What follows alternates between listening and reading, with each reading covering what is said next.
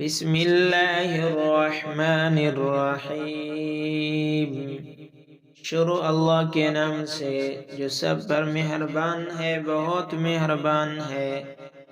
رحمان نے قرآن کی تعلیم دی، اس نے انسان کو پیدا کیا، اس کو بولنا سکھایا۔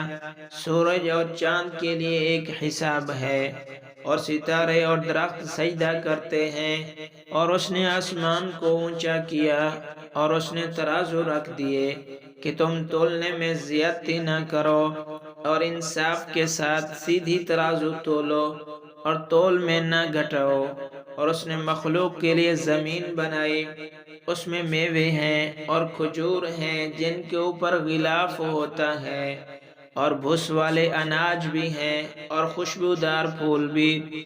پھر تم اپنے رب کی کن کن نعمتوں کو جھٹلاؤ گے؟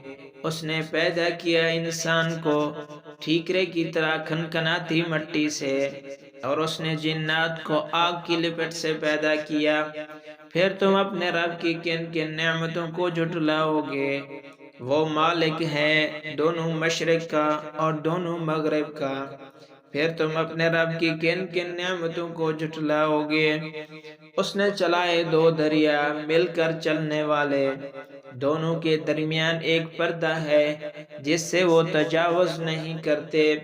پھر تم اپنے رب کی کن کن نعمتوں کو جھٹلاؤ گے؟ ان دونوں سے موتی اور مونگا نکلتا ہے۔ پھر تم اپنے رب کی کن کن نعمتوں کو جھٹلاؤ گے؟